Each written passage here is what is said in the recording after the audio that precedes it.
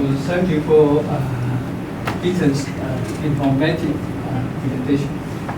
So personally, I appreciate very much your study because this snail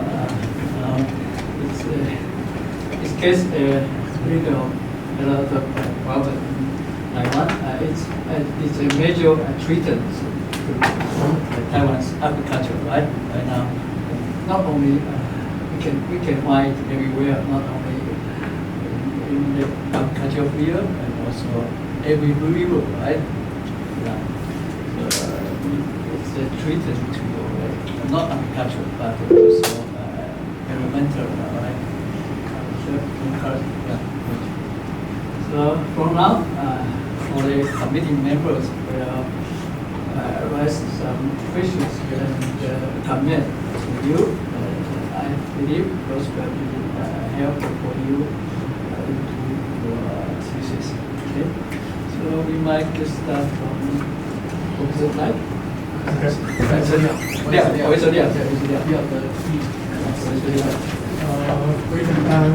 think you've done a very good job. And in your thesis, you cover many kinds of field. I think it's well done. But in your thesis, you try to resolve the taxonomy of these two species. You did a lot of research to resolve this issue. But I have some very basic questions for you.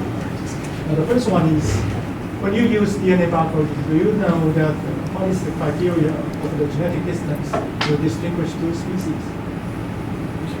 How big is the genetic distance? It's like the genetic distance between the two species is like 2.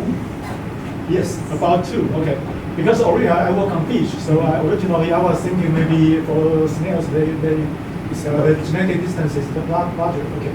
So can you go through your figure 4.14?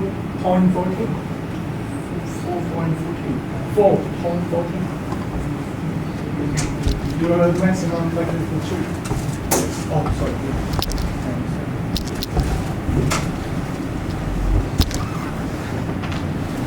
Next one. Yes. Can you tell me the genetic distance between your network A and C? A and C. Yeah.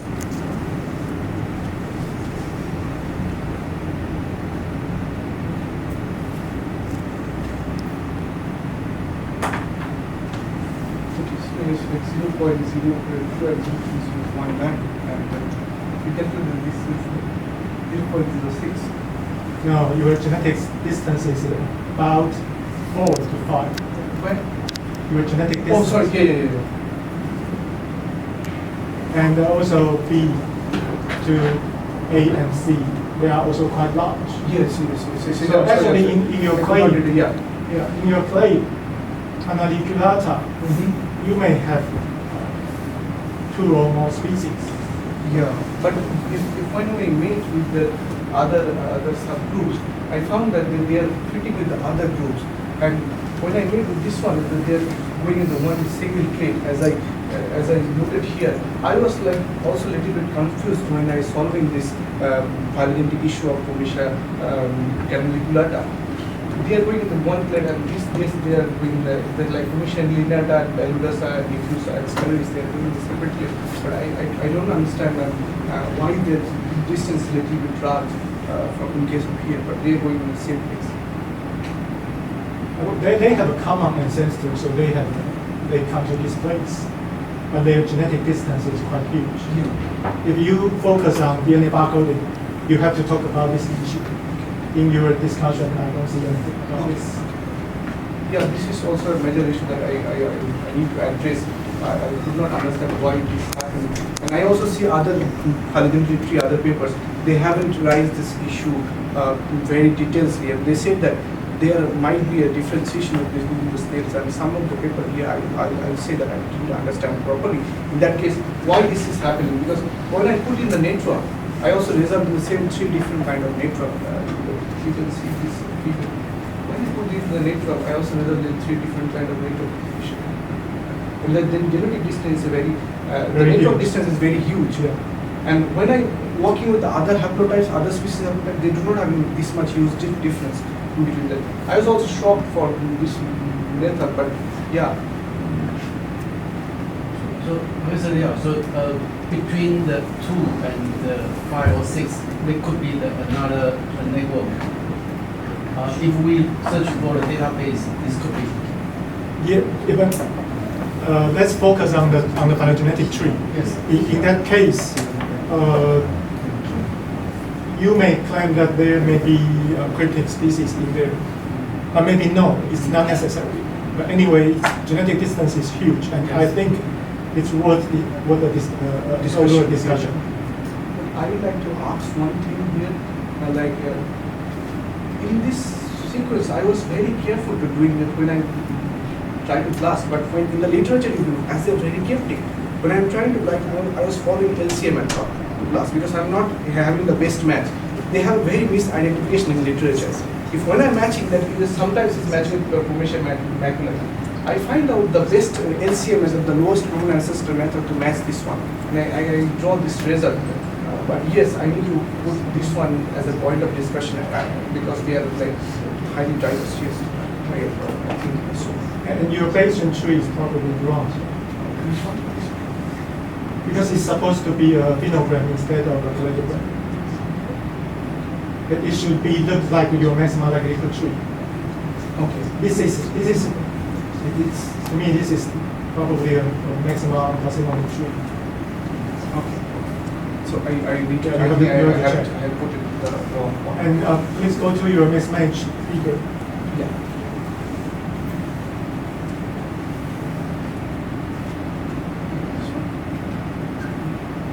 Because for Canaliculata, you probably have 2 or more clades inside your species.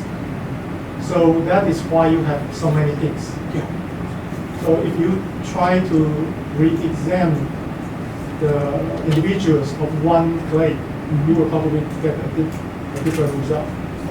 But the result I was dealing with the world data. Some of them are from China also. They did the same thing. They also did the same finding of this kind of thing. Yeah, They because have you are found- based on the same data. I mean, all from the No, this is our data. Okay. And the data from the China, they also find the 2 different kind of peak, and they were publishing recently. They also find these 2 kind of different peak. I also put it this one as a reference. They also find a similar data of multimodal distribution of those strains, and they have a strong genetic differentiation. They also report the on this might be responsible for their cryptic. They discuss like this way, but only 1 or 2 lines they discuss. Okay, but anyway, if you do the analysis separately, you probably get different results. Just try. But if we do analyzing this separately, about the this one, I'm sorry. If I do analysis separately about this one, then if I point out why this difference is like caused, there are many countries that reported the sequence like this one, strongly differentiation from this one, and this one is strongly differentiation from this one. But they reported this one as a Pomacea canaliculata, and they also have 3 different networks. If I put only one network in a figure, then there will be 3 different kind of figure. Yeah. Then Because you are talking about the population data. yeah. So yeah, there will be 3 different kind of figure. And also your FSD and number of migration. Actually, they don't really mean there are individuals migrate between these 2 Yes, populations. they don't really. That's why I So said- you don't speak so confidently to say that okay, there are some individuals.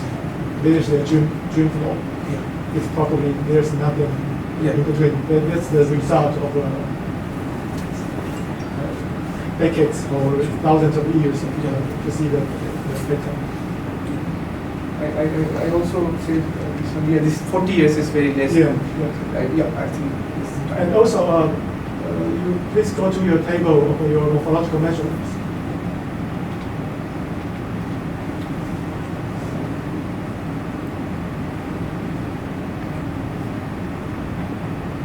You say that the The results are the same, yeah.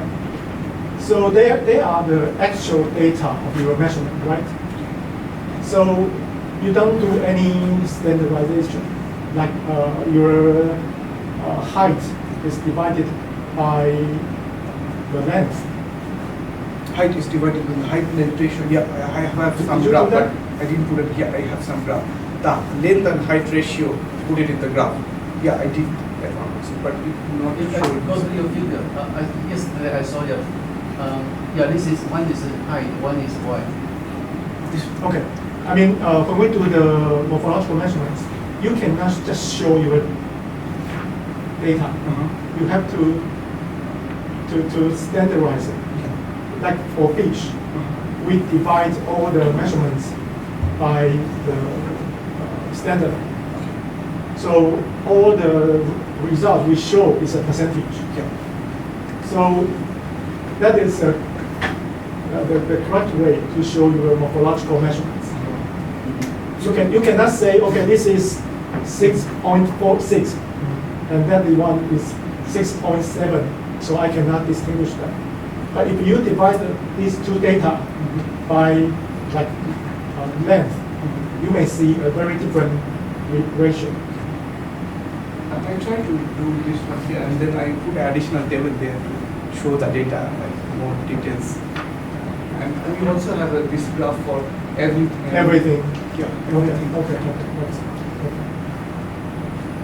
And also for the eDNA, I'm a little bit confused. Yeah, just that agro is Cheng.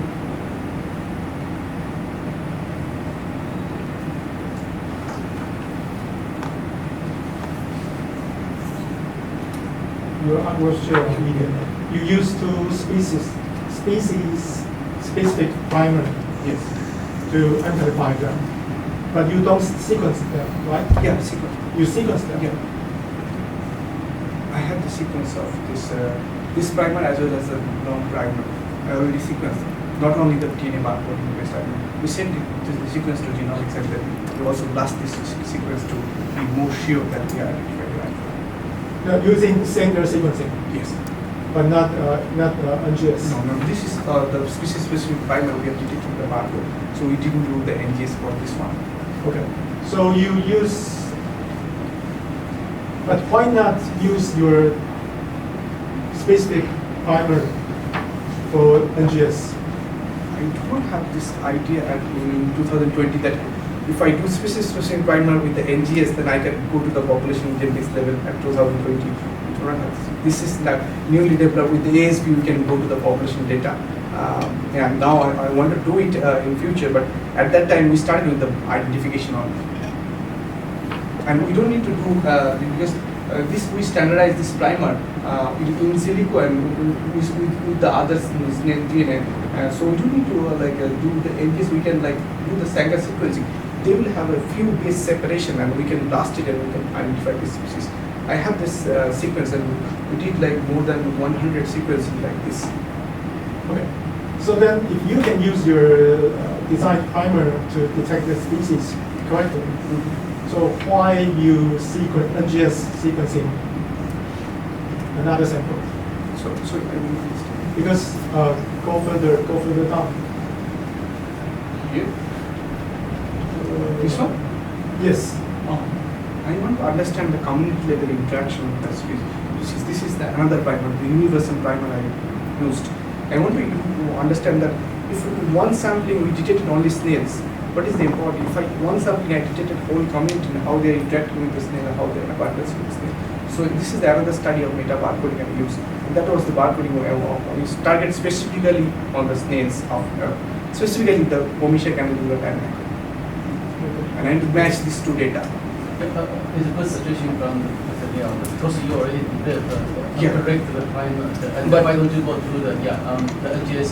But this primer, if you do NGS, you cannot do anything population genetics data. No, with the it's short specific base to pair. No, the short base pair is very too short to do the population. We can do this with this one. If we want to study the population genetics, we need to do at least 400, over 400 base pair. I think this will be very short for analyzing the haplotype network with the data. Okay. And I have a big question for you. If the snail is everywhere, you can see it everywhere in Taiwan, why bother to use eDNA? Yes, because at the first we started to identify those snails, and then we started to like understand the genetic diversity. And when you find this highly diverse and hybridizing, you want to develop a method in advance after mitigating. You need to use this method to like when we start mitigating, the number of the snail will reduce. So we will use this technique to monitor constantly in every month or every 6 months that if there is a presence of snail. So when the snails is very abundant, it's easy to develop that method. But when the snail is very less, it's not easy to develop method. So we developed this method in advance to work after mitigation. But the water you collect water from the rice field or the paddy field or from the ditch. Yes. But there may be some other snails Yes. upstream. Yeah. So actually there is no snail in the location where you collect water. Yes, but the water is mixed together. Yes. So how you apply this technology to monitor its presence or absence? Yeah, so that's very good question, and I like to have the answer with this picture. So here at the beginning of the rice, we find less snails in the field. So snails are generally near about anywhere, and we collect the water from a place, and we are able to detect the snails. That means that they have their environmental DNA is everywhere in the water. But when we extract that DNA, it's not a snail DNA, it's a mixture of every species DNA coming together, and maybe only 1% represents the Pomacea DNA out of 100%. And this is very challenging to detect that 1% DNA. So that's why we need to standardize the method like this. But if the thing is like if we collect the water from here and we collect the water from here and the water from here in 3 different sampling locations, and we mix that water together, it's highly chance that we can detect those snails if this is presence. They will mix up the DNA together, and it's like we can take those snails from the water. I'm not convinced, but anyway, you developed this technology to show that you can use eDNA to detect the snails. I think that is a very good contribution. But for the monitoring of the population, I'm not convinced. But anyway, it's fine. Yeah, that's why I want to also try later with the specific primary. Because till now we have a 5 paper of population genetics data with eDNA. Only 5 paper. No paper have a background DNA barcoding data till now.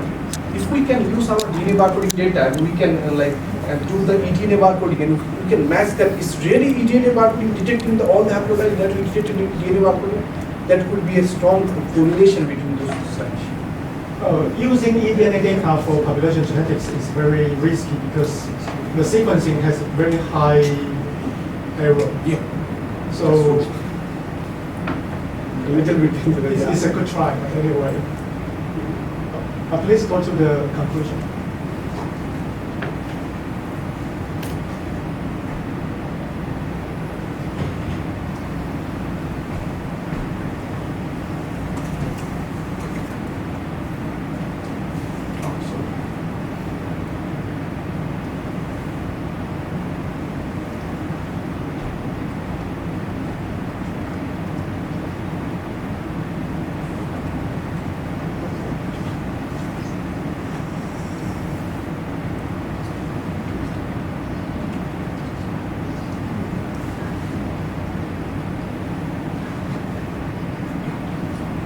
Well, the first one is fine, and for the second one, the invasion path, I don't think that is very convincing because you just show the genetic relationship, you just show the genetic structure, but they may not be the real path of their distribution. Okay, like you consider Taiwan is the center of distribution in Asia because it has the highest diversity. But if you look at the diversity of the Philippines, they are also very high. Yeah. So why not the Philippines? So I didn't consider Taiwan as a center of innovation in my study. I want to prove with the literature. In literature, they consider Taiwan as a center of innovation study based on the report I have also mentioned here in the report in Hayes et al. As well as Joshi et al. They suggested that they are working on the Southeast Asia. They study the literature, how the snail are invaded in Taiwan. So, and from here, they reported in the several papers with their report, country-based report, how this is transported to another country. I just want to prove that one, that they have already set up this hypothesis, and I'm just fitting this hypothesis with my data. Okay. So then the second from the last. Yeah. I don't think you have the data to say they are successful because they are genetic diversity. Because in China, their diversity is low, but they are still successful. In China, they are compared to the if you compare to the invasive countries, the China diversity is still high to be successful in native species, because the diversity is 0.5 if you consider the invasive species is still high. We have some more complicated way to answer this question, but I think for your data, I don't think it's so solid to say so. Your result is correct. Its diversity is high here, but it's not. You don't show the correlation between the high diversity and their success. Yeah. Success. Yeah. Okay. And next page.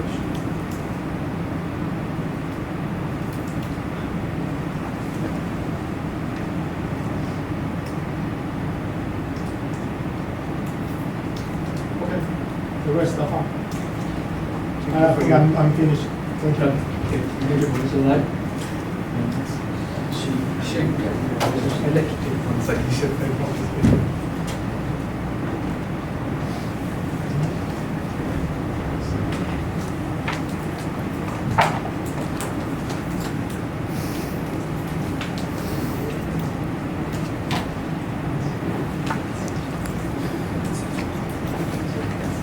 Okay, so let me ask some more general questions, because I think we have expert of EDN and also the expert of biodiversity from academic. So for me, and I also should say that for my background, I study agronomy in my undergraduate. So this time the issue we discussed was agronomy as major in the US or something. So when you mentioned about this kind of invention, and you also say yes, because from the 1980s, and I'm one of I think I was a witness of this invention. Because in 1981, my neighbor, I grew up in Singapore, in Chiayi, very close here, yes. So they first also import that and to just feed them in their small pond. But then not related to any economic issue or nothing. So I find when they start feed them, and finally they have small snail, they have egg, and they just escape. So not they release that, because they naturally just escape. And after 3 months, that's around the field, they eat already so many kind of like the pink eggs around.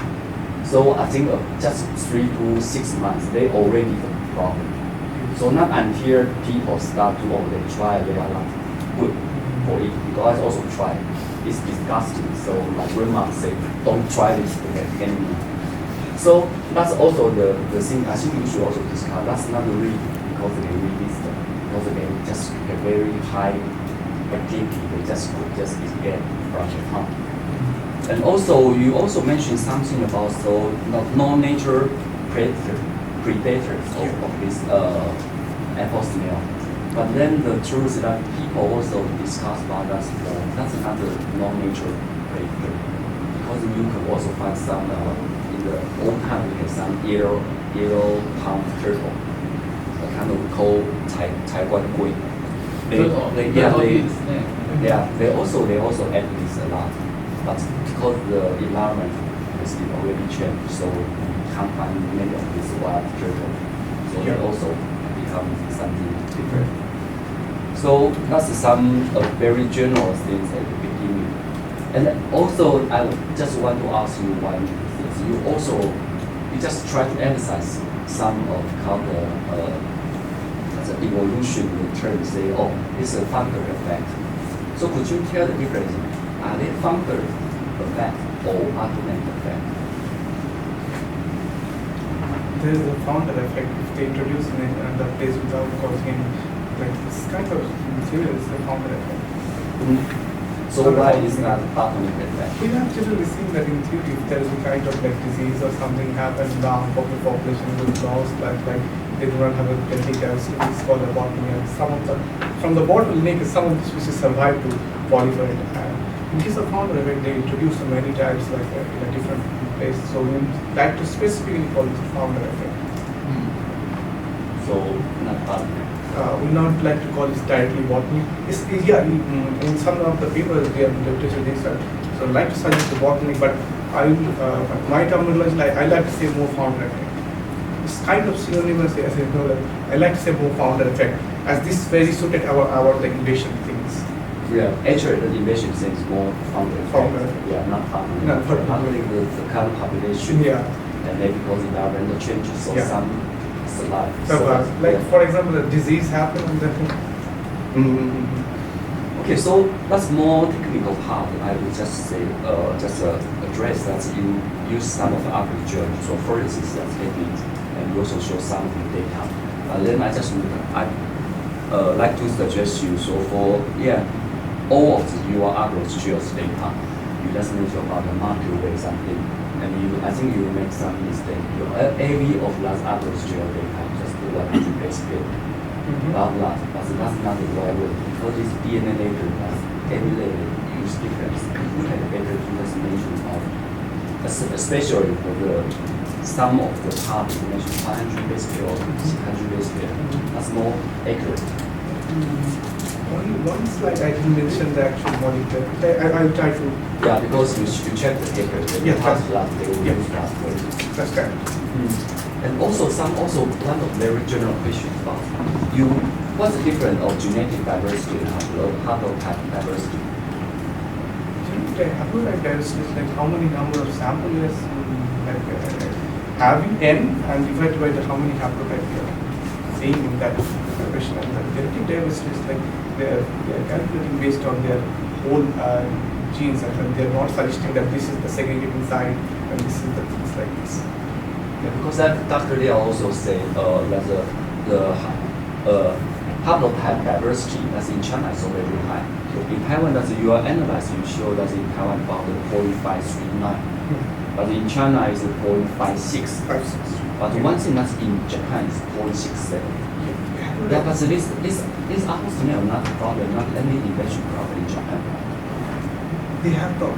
Yeah, but not like Taiwan. Not like so Taiwan. why do you think that's not a problem? Even in Thailand, it's not as serious as in Taiwan. Why? Because of the temperature and the medium zone, the Pomacea canaculata love to stay in the near the Tropic of Cancer, near the tropic zone. They don't have to go in the temperate zone like Japan. And the environmental condition in Thailand is also difficult. So they produce it from China. They produce a heat map that where snail loves to stay. They find out that the snails love to stay in the tropic zone near the tropic line, and also the data suggested that from the native country they are not, as usual I said, they are harmless. They do not have any ability to cause any things. But why they are doing here through the as well as like agriculture activities, it's also human activities dependent, and sometimes it's like as I said, that it's like to stay in between the tropical Cancer and in this, like Japan is like the temperature is very low at that stage, and still they are proliferating there. One of the papers suggesting that the two species, the one Pomacea maculata is strongest temperature tolerant than Pomacea canaculata is temperature tolerant than maculata. But when they hybridize themselves in the lab, they found that the hybrid are temperature tolerant too. So they are trying to adapt to the zone where like they have a high temperature. This might be a factor for their distribution. Yeah, but one thing I think it's just a negative one thing. As in Taiwan, the way we just try to farm the rice is completely different. We use lots of water. That Not would be like result. in Japan and also in Thailand, they are a different way. Because the rice we plant here, we just use lots of water. So water is very essential for this kind of apple snack. Okay, So that's my undergraduate, we also discussed, but that's probably one of the big issue. Because when we first plant that, the vegetative stage, that we usually just put lots of water to cover all the farm. And lots of the time, lots of the way, you will just try to give the very good environment for the snail. Yeah. This is a very good point. I There is need no to- water for Japan rice. It's rice different, food. yeah, they And use less water. Do you have water in your? India, we have India, you have a similar water. like Taiwan. Yeah, but not like completely like Taiwan. A bit similar, but Taiwan we use that really plenty of water. I want to check it. You should check it out when they start farming it. They put the small ones. You didn't use one to cover the whole. This could be a very good point. I need to check it to understand this one. Also, continue to, I think I will let the expert to ask you more about biodiversity stuff. So one thing you mentioned about they have hybrid, and also when you start to try to use the physical way to measure it, you say you use 20 of the PEC or 10 of the PM. And who told you so they are really two different species? I thought maybe even some of them they are hybrid. Yeah, could be. Because at the beginning we started doing the mitochondrial DNA, and we first time for the identification of like physiological character as well as morphological character, we did to the mitochondrial DNA. Yeah, but mitochondrial DNA you could also find because you have CC, Yeah. CB, and CM. Yeah, that's true. But we still find that this can be identified really with the mitochondrial DNA, but cannot differentiate morphologically. Why? And later when we check that, yeah, those some of the points they are hybrid. So that's why in the whole Asia also they present as a hybrid and a cryptic. That's why in Asia they are more cryptic than in case of South America. But now you have the techniques that you could tell if they are CCCO or CM. So after that, when you try to characterize that you put some molecular evidence to say what kind of species they are. But we do not have a pure maculata in Taiwan. Still now, when we sample more than 300 before, we do not find pure maculata. Because there's also one thing I'm very interested in. You have technique, you even can collect stuff from the field and you put it in the lab and try to back cross them. Yeah, that's That's some very basic, that's just a junior high school way. Just ask them to back cross them, and probably that's you could ask the question why you don't have MN. But if I have like suppose if I have MB and CB, if I started back crossing, when I get a pure MM, it's very difficult to get pure MM. There's very recessive character there. So if I started back crossing for many generations also, it's very difficult to get pure MM. But you haven't tried that, so very difficult. No, I need to try theoretically first if I can get it done. For example, if I show you this configuration with this sampling.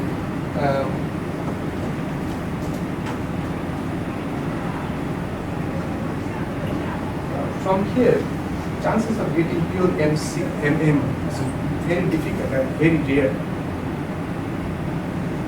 They do not have a pure maculata nuclear gene. How can I get from here back crossing? I cannot get. I need to find a species that have, like for example, maculata gene, maculata nucleus gene. For example, I need to find this species. But you should use MB. MB Use have- MB.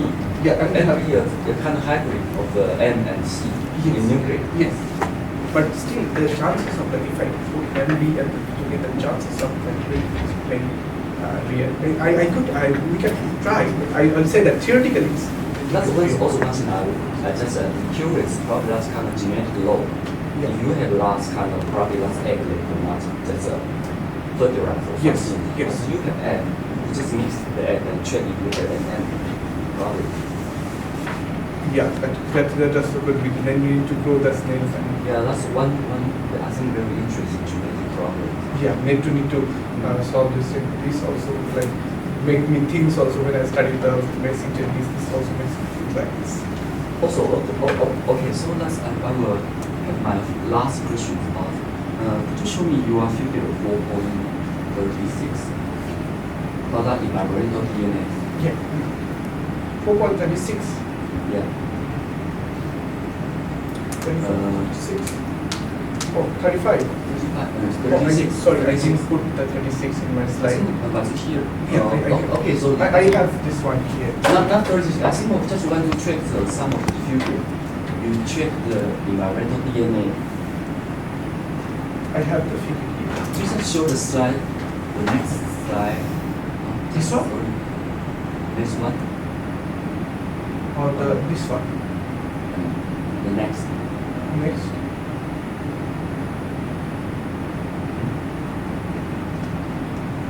Just go up and down to few slides.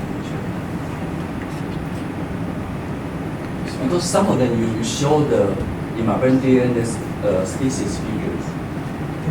I think one of them you show 3 different kinds of snail. Oh yeah, I got it. Okay, yeah, this one. Oh, yeah, this 4.36. Oh, sorry. I'm sorry. Yeah, so I think the two of snail, that's very, I think all of these kind of snail are very familiar for me. And the right hand side, the upper one, I think that's kind of sea snail. This the fresh water. Yeah, that's freshwater one. Yeah, this is the fresh water. That's very like our Taiwanese South Yeah, they have a sea member like this, but this is fresh water. Is that's different. That's different. Because I thought because that's kind of if sea member of that, that's kind of very meaningful for us. So if someone just have that and throw in the water, we detect that. can be detected. The contamination we need to also check in the rice field. We also check the contamination of human because it's easy that human is going there. This another one. Okay. Thank you Yes. for the question. Yeah, that was a very good presentation. But I'd just like to extend the questions, especially from Professor Yang. So some of the analysis that you have done. So first, the morphological identification, right? So, but there are hybrids. So in that case, you should change your coding. I will say that as I replied, I will say that the process I started from the identification of the species. No, but it's nothing to do with your actual project. Right? Yeah. It's the results. Okay, so know your results that the individuals you have identified are actually hybrids. Yeah. That is fine. Now that's why probably your morphological data overlaps completely between the two species. The one being a hybrid or not. It's not the process of your PhD. You cannot really say, oh, but I have the results in a later stage. Therefore, your formal analysis, you don't need to change it. Right? Does that make sense? Yeah. Right, so that, and if you want to improve your morphological results, then I would suggest to get a voucher sample, probably from I don't know, some museum in Argentina or something, and to actually measure morphology. Maybe there is some distinction over there. But what you are essentially measuring in your current results is a pure line and a hybrid. Right? Does that make sense? Yes. Okay. And I want to go through the figure 4.50, starting from figure 4.50. Yeah.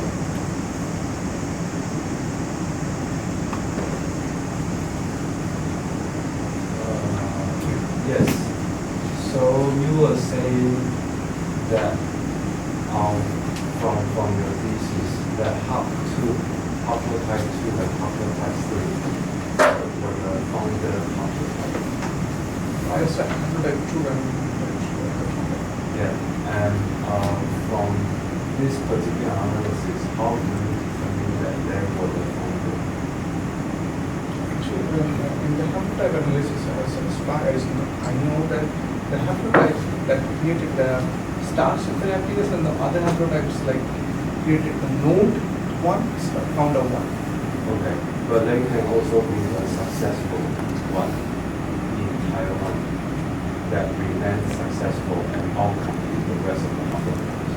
Could it be possible? Then when we tag this one with the world data set. Exactly, that's what I'm going through. So you cannot make, based on this Taiwanese haplotype analysis, to say they are the founders. Right? You need the worldwide, especially the ones from Argentina, right, to then suggest that maybe haplotype 2 and haplotype 3 were the founders. Does that make sense? Yeah. So I started with like this one, like this could be possibly founder, and then I matched the haplotype in the figure. No, that's totally fine. Yeah. That's totally fine. But what I'm trying to say is, in your thesis, because your worldwide data comes afterwards, Yes, but you yes. already mentioned from this point of the thesis that they are the founders. Yes. And that's not probably, that's a huge speculation, right? So, but it's reasonable to then use the worldwide data to confirm some of your hypotheses. Yes. Okay, can you go to the next one? Sorry, the figure, no, 4.7. Yeah, and sorry, 4.18, the worldwide hypothesis. Okay. On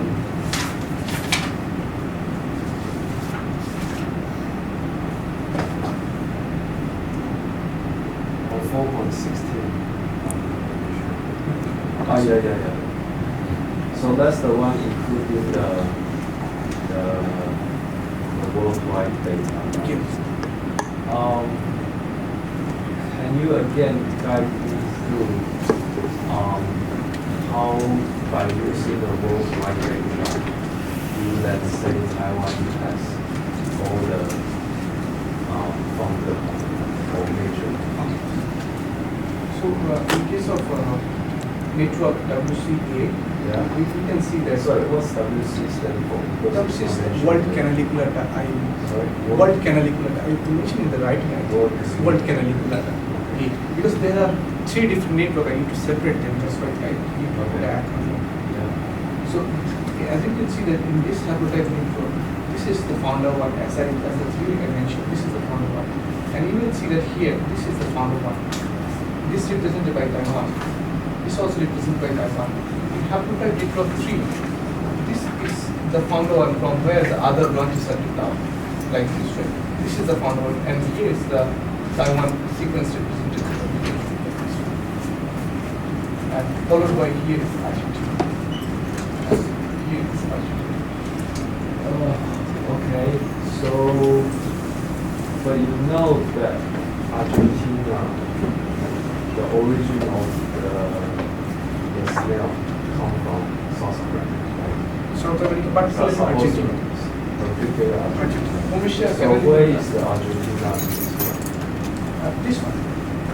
This is the light green is Argentina. Yeah, And here is this one. So half one, right? Yeah, half 1, half 9. And I mentioned that half 27, we did not find the sequence of Argentina. This might be possible because of less sampling number from Argentina. And but the closest one, we find one Argentina represented here. Okay. That's fine. Yeah, okay, so I think mentioning sampling bias is okay. But it would be great, if half 27 is actually present. I can search almost all sequences. No, yeah, I know, but again, this is speculation. You know, in the sense of half 27 is not present in hydrogen. And okay, then you go to the world map 4.17. 4.17. Yeah. Okay. This comes back to Professor Liao's point. So when you are pointing with your laser, say this region is the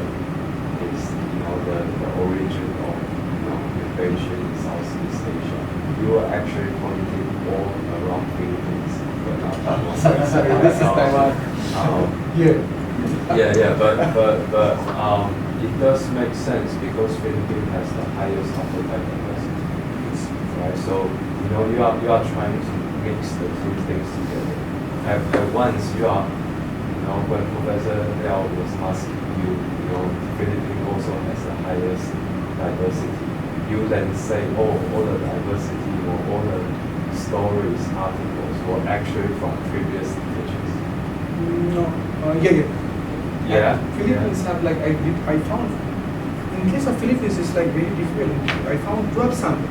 12 is different haplotype. Exactly. So So 12 they have is, the each highest. sample is a different haplotype. And only 12 samples reported from Philippines. And 12 is a different haplotype. But if we try to understand this one, I want to say that how much haplotype Philippines have in case of founder one or in case of near founder one. They have few unique haplotype and they have few shared haplotype. So they are not totally fitting with 3 different network, and their haplotypes, although they present 12 haplotype, but their haplotype is not that much diverse than Taiwan. They have 12 haplotype, but their haplotype is not. What would be the reason behind it? So when you are looking for founder effect or the origin, right? You consider diversity as measure. Yeah, diversity as a measure. So in the case of Philippines having the highest diversity, even its only 12 sequences, also representing 12 haplotypes. So what would be the reason?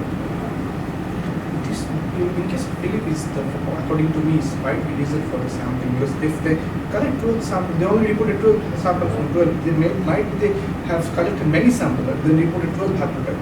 But those 12 haplotypes is like, as I said, they are only from 2 different. So how did you make this speculation that they have 12 sequences? They only report 12 sequences, but they could have hundreds of sequences. Because it's difficult to find the 12 different haplotypes from a single location and single things. So No, but you cannot really say this, right? You cannot really say that is the 12 sequences are the only ones that reported. They must have hundreds behind their hard drives. That's also Right, speculation. But they can make the same speculation to you as well. You have 200 sequences, but you probably have 400 in your hard drives. Right? Okay. You cannot make this kind of speculation based on this. You see what I tend to believe, rather than all the possible scenarios. You see what is as the current state. Yeah. So based on this, what would be the reason for Philippines having the highest diversity?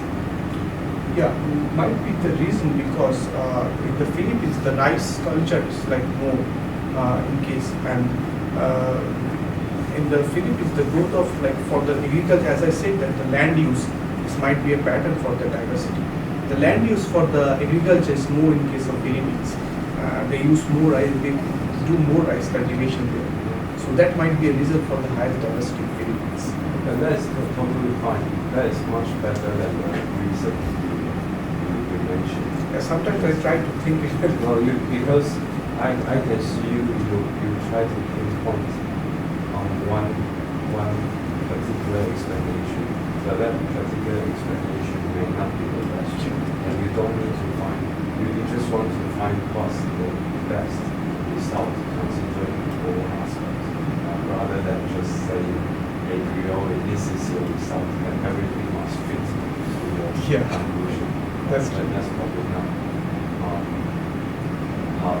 So again, coming back to your haplotype diversity part, the table about haplotype diversity. Yeah, so now you have the haplotype diversity of Philippines being 1, right? As well as pi also the highest in the Philippines compared to Taiwan. And then, so bear this in mind and have, let's go to your conclusion. Conclusion.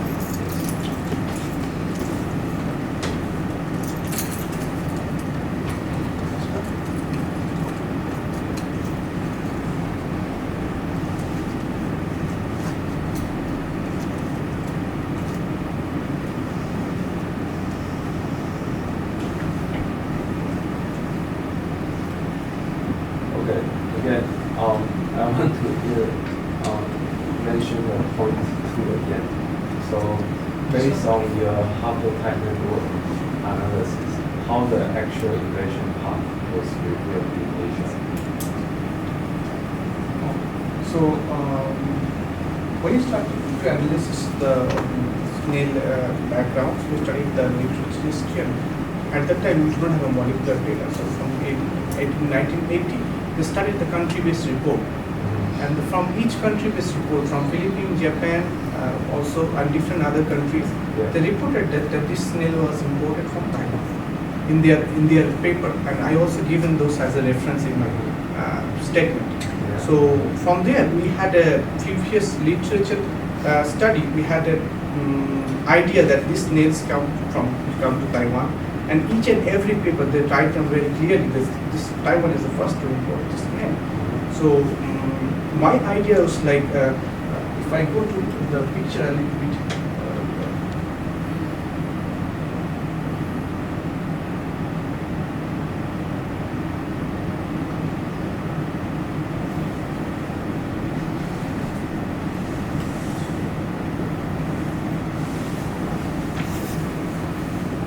If I go here, so from But that's maculata, that's not. Oh, I just putting an example and like saying this one. So for example, if the snails that came from here to Taiwan, and then in the country-based report from other countries like Japan, China, and other countries, like they directly wrote that they bring the snails from here to here. So that's why I was putting my hypothesis in the present literature hypothesis, because Hayes et al., those working in Hawaii, they think that those two snails imported different time together. Okay, this is good, but let's go to the other one, 4.7.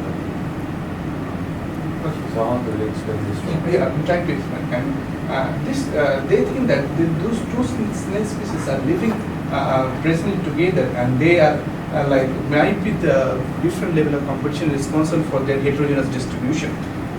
So after studying them, because they do not have data from Taiwan till now in 40 years, they do not have a molecular data from Taiwan. So they cannot fit their hypothesis together. When I understand this whole literature and when I try to put my data together, I found that, as you said, that yes, we have a high diversity, but not more than Taiwan have 14 different haplotypes. We only have 12 haplotypes. And as I say that Taiwan is like representing the original haplotype, the founder haplotype, but not the Philippines. Philippines not representing the founder haplotype. So my hypothesis, like I try to give a hypothesis that this might become here as a founder effect, and then from this population, this bunch of population is transported in a different path as a bridge effect. This is my own hypothesis. Okay, that's fine. So I think in terms of results, may I suggest from your haplotype analysis, you should pinpoint which haplotype goes from South America to Taiwan, then to the subsequent nations. Right? So that would be the central node of your haplotype analysis. Yeah. That needs to be shared from either Taiwan or one of the Southeast Asian nations, then followed by the small node, which is present in one of the Southeast Asian nations. Does that make sense? Yeah. Because at this, your haplotype network is really confounded by the number of sequences. You show a big thing in the middle, but that's simply to do with the number of sequences. It's not but because the number of sequences is huge in Taiwan. No, I will not say not this one. This is not represented by the. Yes, this actually represents the number of the sequence, but this also represents by the number of diversity. No, totally fine. But you know, this is something that you should try to emphasize that you know it's the centrality of the network that matters, rather than the big shape of the hypertext. Yeah.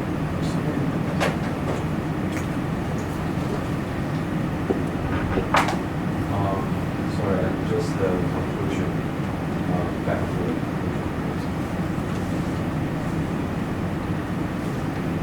In terms of the hybrids, you know, now that you don't have a pure species of maculata, Yes. what could be the hypothesis, or what could be the reason that why you didn't find a pure maculata? I give two different reasons. The second one is like my own thought based on this data. First one is like they are suggesting that, as I said, the temperature dependent factor, the maculata like more temperate region to start with. So they are not accomplished with this environment, and they are fitting with them with the hybrids by hybridization. They try to survive or fitting with them. This is the first hypothesis from the other papers from China and other. So with supporting this hypothesis, I am also saying alternately this also can be possible. As this snail, we cannot identify by the morphology very clearly. The farmer who is like taking, they might be like also possible they take a mixture of snail. That is also reported that in Asia we cannot identify the snail properly. That's why the term golden apple snail arrived. So there might be possible to bring a mixture of snails, and within the number of maculata was very less. The number of introduction of maculata was very less. In case of camelliculata, it is invaded many times. That can be a reason, the initial low number and low diversity. Another one is might be possible that maculata as itself invaded as a hybrid. That could be support this hybrid because they do not have a pure breed till now. If they have a pure breed, it's very rare. Only one pure breed is reported from the whole Asia. This also can be possible from this result. But you should follow some of the literatures recently published. Yes. They were saying, there's up to 50% of maculata in South America hybrids. Yeah. So maybe the ones that first arrived in Taiwan was already a hybrid. Therefore, you do not see any pure ones in the subsequent 40 years. Yes. That's probably one. That's I see that. It's just a suggestion. And I'm not. So based on this, this first point, hybridizing in Taiwan, which is one of the reasons for the adaptation. Yeah. I think both the initial part and the later part, you may need to think, because if this is the reason of the adaptation, you should probably see a lot more in Taiwan, right? And you don't actually have a concrete evidence of they are hybridized because all of them are hybrids. So that's my suggestion. And just it's incredible that you've done so much work in 4 years. I would like to say just, I'm sorry.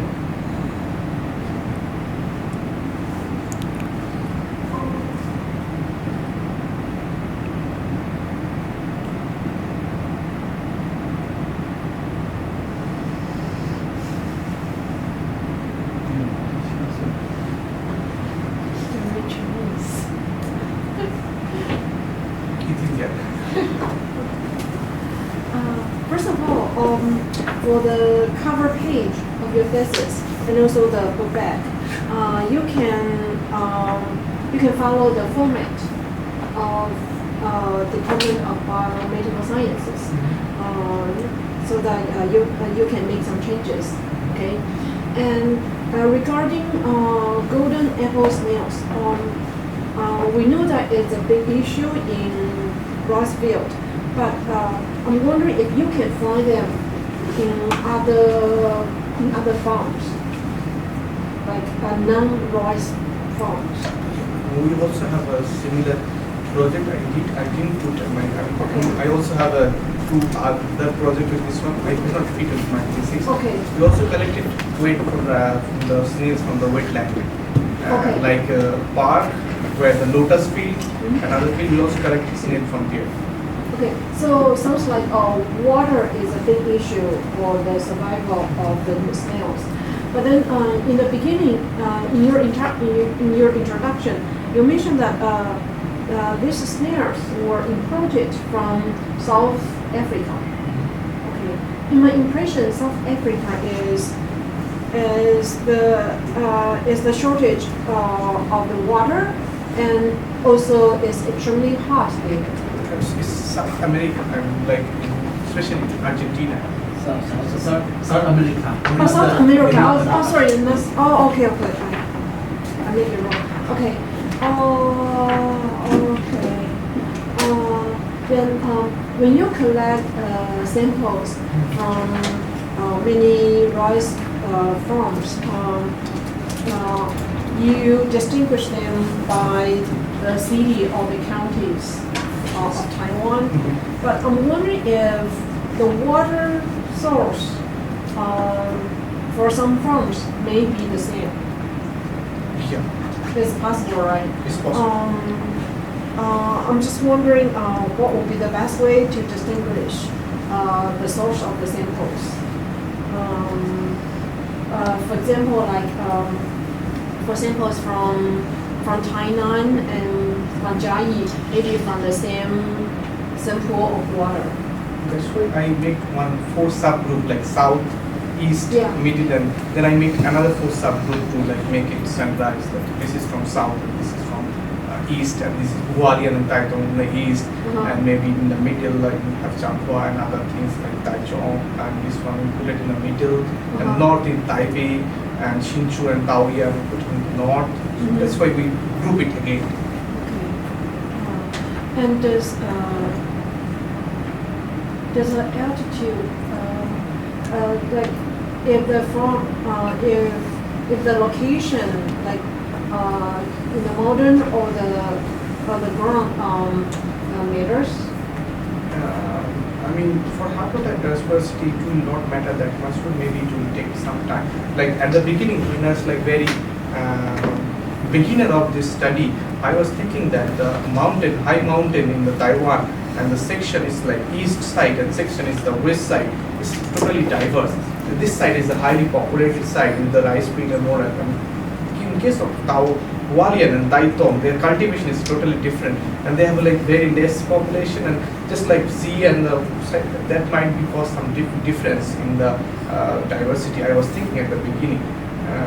That's why I sample a long way to there and try to find out the fit manner. But actually, 40 years this might be not possible to, as Professor also studies that the gene flow and the various difference is not that much more possible to say in this quick time. Might be if maybe more times that could be possible, maybe 100 years. Okay. Actually, I'm not an expert in environmental DNA, so I don't have more questions. Okay. Good job. I appreciate your hard work. I have no question. We have two major professors, right? Who will talk first? Yeah, first, because he's the real supervisor. So regarding your environmental DNA, so I have a question that, so you have two prime groups, actually three. So one amplifies 666 base pair, another 171 and 390. So because I work on cell-free DNA, so I'm thinking of they may have some similarity between cell-free DNA, plasma and serum, and environmental DNA in the environment. So do you know how, what is the average length of the environmental DNA chain? So are they fully intact, or they may be broken down? Anyone investigate the average length, like in cell-free DNA, so in serum plasma? So usually the average is 100 something is which is broken down. So do you have any idea? Yeah, I have. Like as I said, this the types of environmental DNA here. As I classified the types of environmental DNA here, so I studied a lot about what kind of environmental DNA could be possible in the environment. That's the organism, and extracellular, and there's a relic one. So when extracellular DNA like disposed in the environment and started to degrade, and they became near about 100 to 200 base pair product in the environment.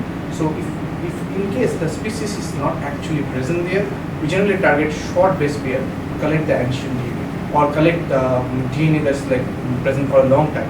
But to understand the active presence of this pair, we need, if we target more base pair like 300 to 400, is just very good to have a result. And for one information, yes, in recent study, they also able to collect whole mitochondrial DNA from environment, able to amplify whole mitochondrial DNA. So the, coming to the question, I'll say they will start degrading up to like 100 to 200. So I asked this question because I'm surprised to see you will have a very high detection rate of your species using 666 base pairs, right? And it shows a very bright band as well. So I'm just wondering if there's any possibility of contamination from your own genomic DNA, I mean the genomic DNA in the lab or whatever. Okay. Even, of course, you show a negative control with no band in your negative control. So, but I'm just curious. We actually have not have a one negative control, we have a 4 negative control here. That I did not show the result. In the sampling, we have a, like for the sampling, we have a sampling feed control that I use the ultra pure water in the feed that I also extract. We also have a filtration control. When I do filtration, we also have filtration control. We have an extraction control. And above all this, we also put some other non-target species as a control. I mean, if none of them control is detecting the species, we can say that this is not from our lab control. And answering to this question, why we detect the 666 base pair product, this much long product, I also face this question in some of the many times, because the species is abundant here. If the species number will go down, then we cannot detect the 66 base pair in so much. That's why when I compare in the two base pair, I compare because I want to see that if the species is abundant, we can detect that this base pair and if there is a change or not. In future, if someone do the same study, if we mitigate the snail, there will be a difference between the short base pair and the long base pair. We will detect more in the short base pair. Yeah. So yeah, probably you can do that, but I would suggest for what you just mentioned, maybe someone can or you can develop a more quantitative assay to measure the amount of environmental DNA of 666 or 171 or whatever.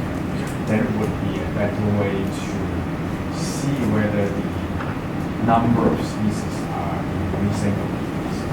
Yes. We have this quantitative method, and as I also have seen that I also did some serial dilution method, and in my supplementary feed I put some matrices. We diluted the DNA from like, let me remind the actual concentration in 210. We diluted DNA from 680 nanogram to 0.684 picogram concentration to see our primer variability. So we serial diluted the DNA. So from here we can predict the and for other things, for quantification, we can also do, but my target was a little bit different than quantification. Yes, we have a developed protocol for quantification, but my target is to say that the changes of those two base pair are different, and I want to amplify, I want to implement this 606 base pair in population units, but due to the not stabilizing protocol, I could not do this my study, but in future I would like to do population genetics. And one last thing regarding your material method on page 48 of your thesis. So on your last paragraph, you mentioned your DNA are being amplified, PCR product presents to genomic company for sequencing. So I would suggest you should put the name of the machine of the sequencing, the name of the sequencing. And it said for sequencing in both directions. I assume this is NGS, right? Is it NGS or Sanger sequencing? No, it's the first one is the 48 is the Sanger sequencing. It's in both directions. Okay, so then you have to mention the machine.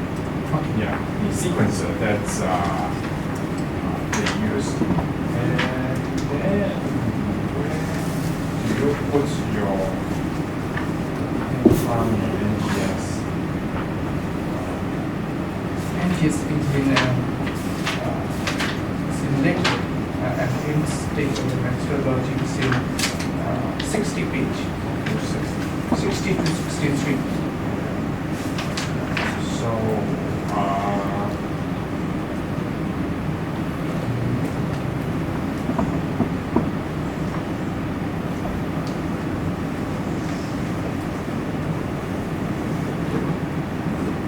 I think I didn't see the name of the sequencer yet. So I added in my seq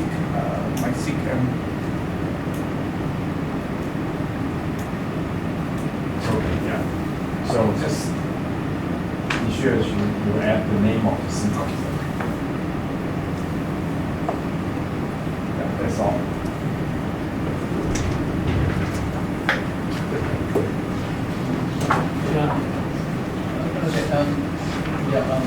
Thank you for your hard job. I have only one question. Okay, if we want to persuade our government, the administration of agriculture, giving the grant, say the environmental DNA is quite important, and so far we can monitor it was named. And how are you going to say this is so important? Because you have a primer, but if you use your primer for NGS, could we monitor it was named? Yeah, I would say that we can use the environmental DNA as a sustainable agricultural development, because if we collect the sample one time, with that DNA we can monitor specifically apple snail. We can also monitor whole community together.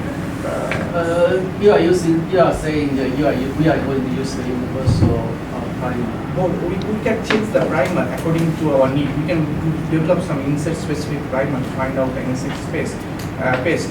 But for the metazoan primer, we can develop a large scale of taxa interacting with. So with the same DNA, same collected DNA, we can amplify for the snails, for specifically apple snail, and then we can use the community study. And this, if we can do from the different field of Taiwan regularly or annually, we will have an idea. Like, for example, I showed this pest species. This is like this is very serious pest species where I find in our DNA sample in some cases. So this is sometimes in seasonal. So we can have seasonal data of different pests coming in Taiwan, and also we will have a like complete understanding of what kind of things is interacting with rice. So we can have a prevention. That's why we can develop a sustainable agriculture to monitor regular monitoring of ETA. Yeah. As the chair, I might ask you the last question. Is that okay? My background is biotechnology. So biotechnology involved in the use mainly the microorganisms. So I'm more interested in the microorganisms, regarding to organic farming, as you mentioned. Normally we study the interaction between plant and the microorganisms, right? Your research inspired me. Probably we can apply the interaction. We can study the interaction of animal and the plant, right? In farming. But regarding to your study, I think you might try something about the organisms associated with the apple snail, right? I didn't hear anything about this because you said environmental DNA, right? I'm curious. The result might be contaminated by the microorganisms. There are so many microorganisms in the environmental and also associated with the snail. Yeah, I think microorganisms in the snail might be a cure that we can prevent the invasion of this animal. Okay? This is my suggestion. That's also a very good question. I like to understand what kind of, maybe we can, one paper did also in functional ecology, they said, they analyze the gut microbiome of apple snails, what kind of microbes they have. We can also see that if there is any difference between the native country and the invasive country, if the gut microbes can have different, they have a role. But for species interaction, I don't want to stop eDNA as a presence absence data. I want to take it as a species interaction. So I collect the water from the rice field, and I would like to show you another thing also, just for 1 minute. We also did, this is quite interesting for me. We also did some kind of study like this one to understand the species interaction. This is one of the side project, but this is very unique to study the species interaction from PDA.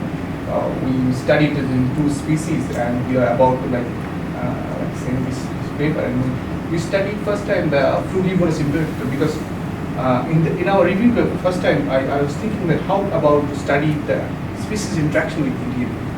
Only we studied presence absence data.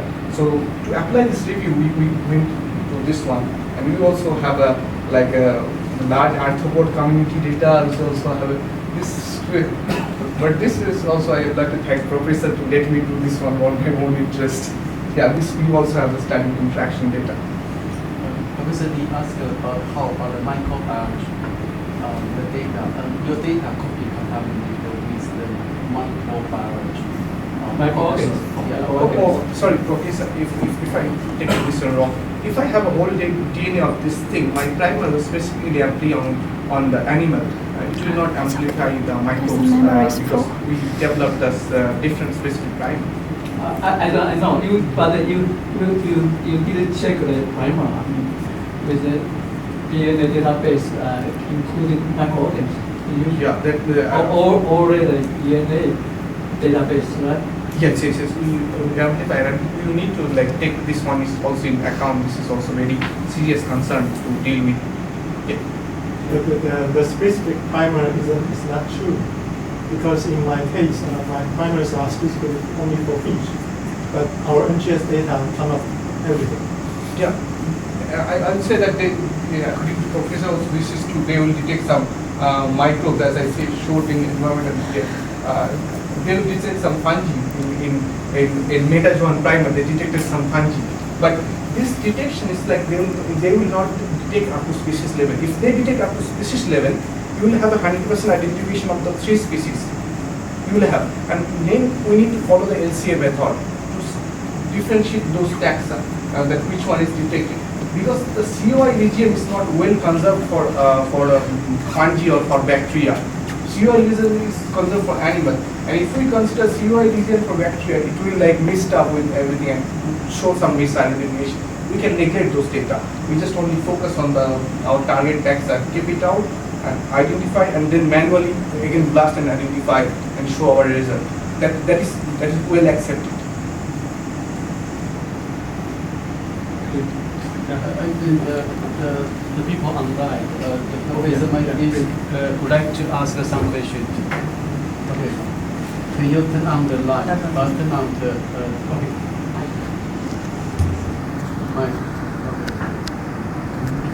Stop sharing? It's okay. Can you turn on the light? No. Mine is turned on. Jody, go your present.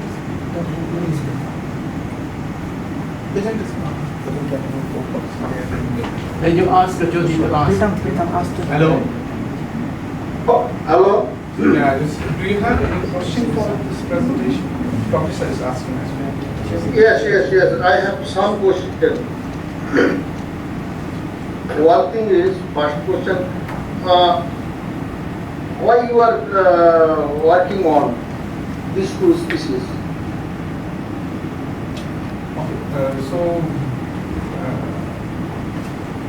For working on, and I was like, as I showed at the beginning, like this is What is the drawback actually? actual Any drawback. economic loss or species loss or something? I'm sorry, my first few slides was muted due to the technical problem. There I have shown that the invasive species cause a great economic loss in different countries, and in Asia and in Southeast Asia they have like a huge billion loss for the virus. So that's why I'm like more interested to mitigate this problem. Okay, but what type of species can extinct? The native snails and the native species we need to monitor, because as the snails are omnivorous, they eating native animal and the native plants also, the chances of extinction of native species that is dwelling with the same place in rice field is possible. Okay, so you are telling that is coming from another country, right? Yeah. It's migrate. But how in the environmental factor effect on it? The distribution, as I discussed, the distribution has strong effect of environmental factor, as we have seen in case of these two species, the distribution in different places. And also this Pomacea is like related to the land use pattern as well as human activity. They are more restricted to the rice field and the crop fields like lucas and other taro, others. So they are more related to the human activity. So where human activity will be higher, the distribution of snails could be higher there. As well as the Pomacea caniculata is like more tropical temperature, but maculata is more distributed in temperate region. So that could be a risk factor for environment. Yeah, I am actually particularly interested about temperature and altitude. Yeah. Because is there any altitude dependent response or not? Or this is temperature dependent? How sure this is hot region and Taipei this is something temperature down, okay. And if you go to the mountain area, central mountain area, they are high altitude. Okay, so their temperature down. So what do you think this one? Because their temperature, pressure, also that effect or not? Yes, I want to know something. This effect, because in the mountain we didn't find any apple snails. They are not distributed in that altitude. They are generally present in the sea level altitude. They are in the field. They are not distributed in the mountain zone. So we have seen many. We went through like many places. We haven't seen any apple snails in the mountain drainage or somewhere. There's no snakes. You should try. Okay. So if you want to remove this species, so this species something problem, right? Yeah. So so if you want to remove this one, what scientifically how you can remove this one? What your literature telling or what you thinking? How you can? In Taiwan government they used 2 or 3 molluscicide chemicals to remove those snails, but later those chemicals are banned because those chemicals have other side effects, and those snails are like taking over those chemicals. They are very difficult to remove. The one thing is like region-based policy we need to apply from where, like from south and from other places. We need to kill the snail rapidly. And another thing, I suggest that we can monitor those snails regularly. If they are increasing, we need to kill them. And partially, we can also use the snail shell for the industry development or other. We just the government can initiate this problem with the small amount of startup, and then people can start using. But I will say avoid using the snail tissue because they are highly contaminated with parasites. and we need to take care of this situation when we are mitigating. Yeah, yes. So that have a economical application also. Yeah. But you need to tell that effect on environment, diversity also. Yeah. So do you have any idea about cost benefit analysis about this one? So how much we are lost in terms of biodiversity or something, and how much we are getting some industry or something? I think government got this data. Yeah, I think that for Government should do this one. Yes. Because otherwise, okay, anyway, that is fine. Very nice presentation. Yeah. thank you. Very, yeah, thank you. Pomacea.